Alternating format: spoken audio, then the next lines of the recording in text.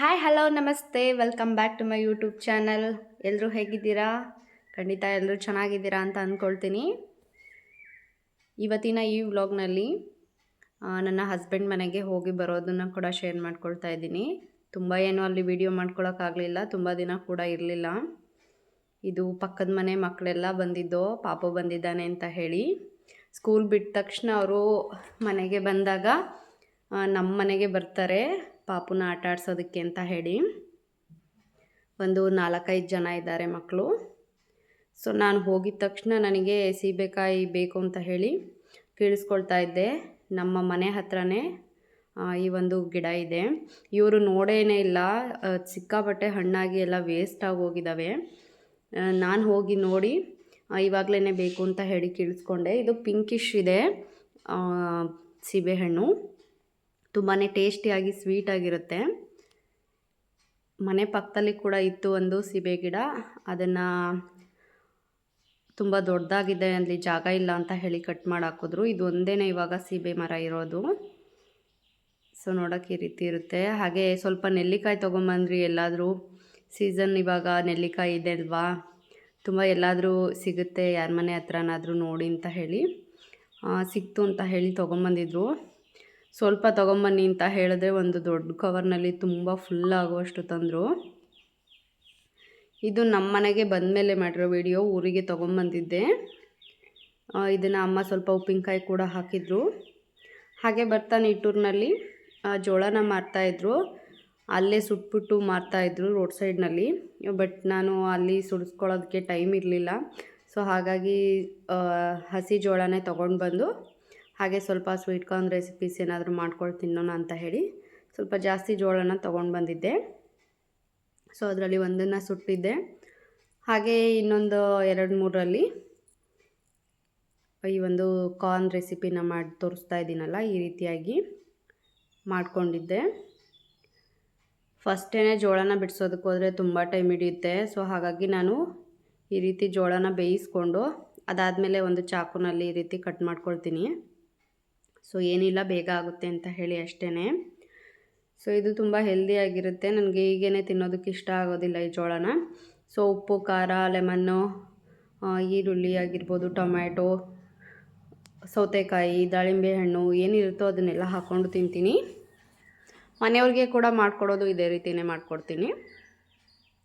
So ಸ್ವಲ್ಪ ಜಾಸ್ತಿನೇ ಮಾಡಿದ್ದೆ, ಇಲ್ಲಿ ವಿಡಿಯೋಗೋಸ್ಕರ ಸ್ವಲ್ಪ ಮಾಡಿ ತೋರಿಸ್ತಾ ಇದ್ದೀನಿ ಅಷ್ಟೇ. ಇದರ ರೆಸಿಪಿ ಸಪ್ರೇಟಾಗಿ ಶೇರ್ ಮಾಡಿದ್ದೀನಿ. ಸೊ ಈ ಶ್ರಾವಣ ಮಾಸ ಯಾಕಪ್ಪ ಬರುತ್ತೆ ಅಂತ ಹೇಳಿ ಹೆಣ್ಮಕ್ಳೆಲ್ಲ ಅಂದ್ಕೊಳ್ತಾರೆ. ಯಾಕೆ ಅಂದರೆ ಫಸ್ಟ್ಲಿ ಮನೇನ ಕ್ಲೀನ್ ಮಾಡ್ಕೊಳ್ಬೇಕು, ಸಿಕ್ಕಾಪಟ್ಟೆ ಕೆಲಸ ಇರುತ್ತೆ. ಇವಾಗಲೇ ಹಬ್ಬಗಳೆಲ್ಲ ಸ್ಟಾರ್ಟ್ ಆಗೋವಂಥದ್ದು.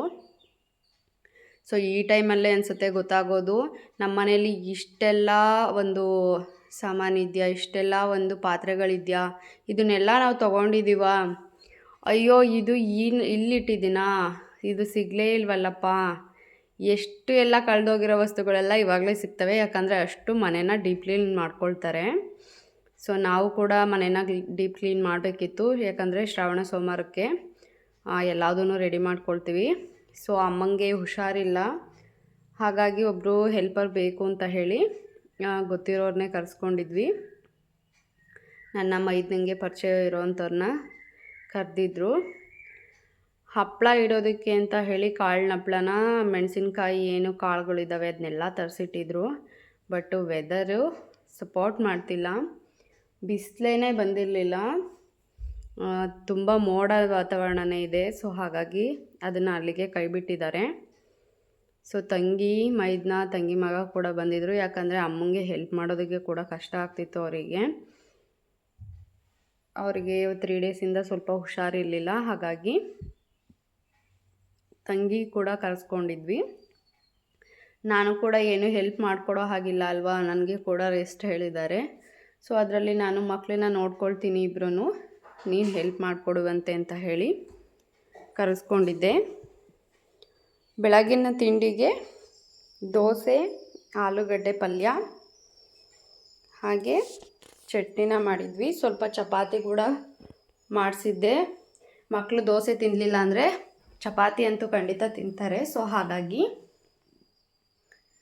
ಮಾರ್ನಿಂಗ್ ತಿಂಡಿನ ಕೂಡ ಅವಳು ಬಂದಮೇಲೆ ಬೆಳಗ್ಗೆ ಬೇಗ ಬಂದಿದ್ಲು. ಸೊ ಅವಳು ಬಂದು ಅವಳೇನೆ ಎಲ್ರಿಗೂ ದೋಸೆ ಎಲ್ಲ ಮಾಡಿ, ಪಲ್ಯ ಎಲ್ಲ ಮಾಡಿದ್ದು ಅವಳೇನೆ, ಚಟ್ನಿ ದೋಸೆ ಎಲ್ಲ ಮಾಡಿ ಎಲ್ರಿಗೂ ತಿಂಡಿ ಎಲ್ಲ ಕೊಟ್ಟಳು. ಮಕ್ಕಳಿಗೆ ಕೂಡ ನಾನು ಕೂರಿಸ್ಕೊಂಡು ತಿಂಡಿ ಎಲ್ಲ ತಿನ್ನಿಸ್ದೆ. ಅವರು ಒಳಗಡೆ ಕೆಲಸನ ಮಾಡ್ಕೊಳ್ತಾಯಿದ್ರು. ಸೊ ನನಗೆ ಬೆಣ್ಣೆ ದೋಸೆ ಅಂದರೆ ತುಂಬ ಇಷ್ಟ. ತುಪ್ಪ ಹಾಕಿ ದೋಸೆ ನಾನು ಅಷ್ಟು ತಿನ್ನೋದಿಲ್ಲ. ಬೆಣ್ಣೆ ದೋಸೆ ಹಾಗೆ ಮಸಾಲೆ ದೋಸೆ ಆಗಬೇಕು. ನಮ್ಮ ಮನೇಲಿ ದೋಸೆ ಯಾವತ್ತೂ ಇದೇ ರೀತಿಯಾಗಿ ಕಲರ್ಫುಲ್ಲಾಗಿ ಕ್ರಿಸ್ಪಿಯಾಗಿರುತ್ತೆ. ಸೊ ಬೆಣ್ಣೆ ದೋಸೆನ ಮಾಡಿಸ್ಕೊಂಡಿದ್ದೆ ನಾನು 2. ಎಲ್ಲರೂ ಒಟ್ಟಿಗೆ ಸೇರಿದ್ವಿ ಅಂತ ಹೇಳಿ ಬಾಳೆ ಎಲೆನಲ್ಲೇ ತಿಂಡಿನ ತಿಂದ್ವಿ. ನನಗೆ ಅಂತೂ ಬಾಳೆ ಎಲೆನಲ್ಲಿ ಊಟ ಮಾಡೋದು, ತಿಂಡಿ ತಿನ್ನೋದು ತುಂಬಾ ಇಷ್ಟ. ಸೊ ತಿಂಡಿನ ಮುಗಿಸ್ಕೊಂಡ್ವಿ. ಸೊ ಮಕ್ಕಳನ್ನೆಲ್ಲ ನಾನು ನೋಡ್ಕೊಳ್ತಾ ಇದ್ದೆ, ಅವರೆಲ್ಲ ಬೇರೆ ಕೆಲಸಗಳನ್ನ ಮಾಡ್ಕೊಳ್ತಾಯಿದ್ರು. ಸೊ ನಮಗಂತೂ ಮನೆಯಲ್ಲಿ ಇಷ್ಟೊಂದು ಪಾತ್ರೆ ಇದೆಯಾ, ಇಷ್ಟೊಂದೆಲ್ಲ ವಸ್ತುಗಳಿದೆಯಾ ಅಂತ ಅನ್ನಿಸ್ತಾ ಇತ್ತು, ಅಷ್ಟೊಂದಿತ್ತು. ಇಲ್ಲಿ ನೋಡಿ ನನ್ನ ತಂಗಿ ಮಗ ಬಾಳೆ ಎಲೆನ ಚೇರ್ ಮೇಲೆ ಇಟ್ಕೊಂಡು ತಿಂತಾ ಇದ್ದಾನೆ. 2 ಚೇರು ಸೇಮ್ ಕಲರ್ ತೊಗೊಂಡಿದ್ವಿ, ಸೇಮ್ ಸೈಜ್ನಲ್ಲಿ. ಸೊ ಆದ್ರೂ ಕೂಡ 2 ಚೇರು ನನಗೆ ಬೇಕು ಅಂತ ಹೇಳಿ ಹಠ ಮಾಡ್ತಾನೆ. ಇಬ್ಬರೂ ಸಿಕ್ಕಾಪಟ್ಟೆ ಕಿತ್ತಾಡ್ತಾರೆ. ಇವಾಗ ಯಾವುದನ್ನ ಅವನು ಇಟ್ಕೊಂಡಿರ್ತಾನೋ ಇವನಿಗೆ ಕೂಡ ಅದೇ ಬೇಕಿರುತ್ತೆ. ಸೊ ಅಡುಗೆ ಮನೆ ನೋಡಿ, ಇಂಪಾರ್ಟೆಂಟಾಗಿ ಅಡುಗೆ ಮನೆ ಒಂದು ಕ್ಲೀನ್ ಆಗಿಬಿಟ್ರೆ ಸಾಕು ಅನಿಸ್ಬಿಟ್ಟಿತ್ತು.